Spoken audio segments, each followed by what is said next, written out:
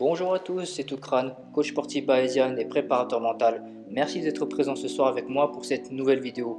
Beaucoup d'entre vous viennent chaque jour chaleureusement pour me consulter, pour partager ou pour discuter dans le but d'évoluer ensemble. Et ça fait vraiment plaisir. Merci à tout le monde, surtout ceux qui nous soutiennent depuis le début. Merci aux nouveaux, enchanté. J'espère qu'à la fin de cette vidéo, vous aurez appris beaucoup de choses. Aujourd'hui, je vais vous expliquer ce qu'est l'errance médicale, parce que je suis convaincu que la plupart d'entre vous vivez ou avez vécu cette errance médicale de près ou de loin. Et avant de continuer, vous connaissez la musique. Likez déjà avant la fin de la vidéo, partagez, commentez, c'est encourageant et ça fait plaisir. Surtout si ça peut aider le maximum de personnes. Allez, c'est parti! L'errance médicale, c'est une véritable souffrance, que ce soit pour les malades, les familles et les professionnels de santé.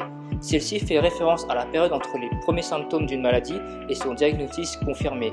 Un quart des malades ont consulté au moins 5 médecins avant d'obtenir leur diagnostic et encore. Elle est également une source d'angoisse pour les familles et d'aggravation de l'état des malades. Elle entraîne un cercle vicieux en retardant les possibilités de conseils et d'orientation tant pour les malades que pour les familles. Elle peut être causée par les patients due à la surconsommation médicale, le tout de suite, le manque d'investissement et de priorité, tout comme elle peut être causée également par les professionnels de santé qui échouent dans leur prise en charge des patients due au manque de formation, d'écoute, de bienveillance, de moyens et de la non-observance des patients. Lorsque l'errance médicale est causée par les patients, elle est due au fait qu'ils veulent des résultats rapides, sans faire d'efforts. Du coup, lorsqu'ils se rendent compte qu'il faut faire des efforts et que ça prend du temps, les patients abandonnent et se tournent vers la surconsommation de médicaments qui ne traitent que les symptômes, mais jamais la cause. Du coup, les professionnels de santé ne font que répondre à la demande des patients. Il y a aussi des patients qui ne respectent pas les rendez-vous, qui annulent quelques heures à l'avance ou sans prévenir parfois, sans payer les consultations, en plus en les agressant. Il y a aussi le fait que lorsque les professionnels de santé donnent des conseils aux patients, ils ne respectent plus rien lorsqu'ils arrivent chez eux, ou parce qu'ils ont lu un article ou qu'un influenceur leur a dit de faire autre chose via une vidéo ou un post, etc. Lorsque l'errance médicale est causée par les professionnels de santé, elle est due aux différents discours selon les professionnels de santé choisis. Certains par manque de formation, d'ego, avec des phrases comme « c'est dans votre tête »,« vous êtes stressé »,« prenez un Doliprane, ça ira mieux »,« si tout le monde faisait comme vous, il y aura un trou dans la sécurité sociale »,« je ne comprends pas »,« vous êtes la seule patiente à avoir ces symptômes », etc.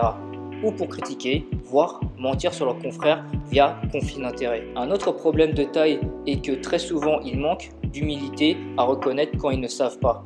Il y a aussi le fait que depuis 20 à 30 ans, l'État baisse les financements, le matériel et le personnel humain pour détruire le service public, ce qui détériore la bonne tenue des soins, des hôpitaux et de la prise en charge des patients. Et encore pire dans le milieu du handicap, en plus de suspendre ceux qui ont fait le choix de ne pas se faire vacciner, alors que la situation était déjà catastrophique depuis toutes ces années, plus toutes les craintes et questions répétitives des patients qui peuvent aller jusqu'au harcèlement, plus la surcharge de travail au détriment de la qualité des soins et de la prise en charge des patients. Cela crée des burn-out et des suicides chez les professionnels de santé et au final feront partir les gens comme ils voudront autre chose. C'est la technique de base pour privatiser un service public. Quand tout sera privé, on sera finalement privé de tout. Tout cela rend les professionnels de santé impuissants et en manque de sens face à la détresse des gens et dû au manque de confiance qu'ont les patients envers les professionnels de santé qui ne cessent d'augmenter. En conclusion, trop de patients se reposent uniquement sur le corps médical sans poser de questions en se disant « je ne connais rien, c'est le médecin qui sait tout », ce qui fait place à toutes les dérives possibles et imaginables. Le système dans lequel nous sommes ne met pas du tout en avant tout ce qui tourne autour de la prévention et de la guérison des causes de maladies. Au contraire, il pousse à ne soigner que les symptômes tout en favorisant la surconsommation de médicaments et du tout de suite, sans effort. Aider les gens, pour moi, c'est plus qu'un métier, c'est une vraie passion. Les professionnels de santé se doivent d'intégrer une bonne éducation thérapeutique et holistique avec les patients pour les impliquer directement comme acteurs de leur prise en charge via un lien de confiance, l'écoute, une communication et une pédagogie bienveillante et sans critique ni jugement. Au final, que ce soit les patients ou les professionnels de santé, chaque partie a sa responsabilité dans le processus et il est important que cela soit clairement défini dans un accompagnement.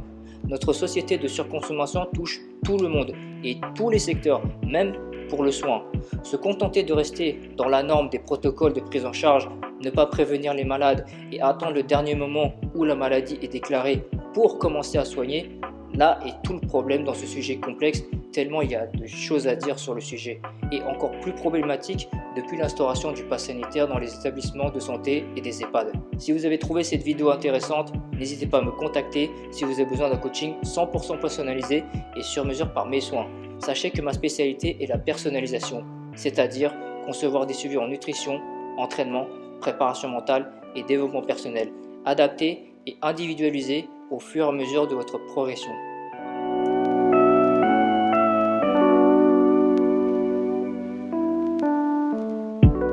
Cette vidéo est maintenant terminée, mais avant de partir, je vais vous laisser sur ce message.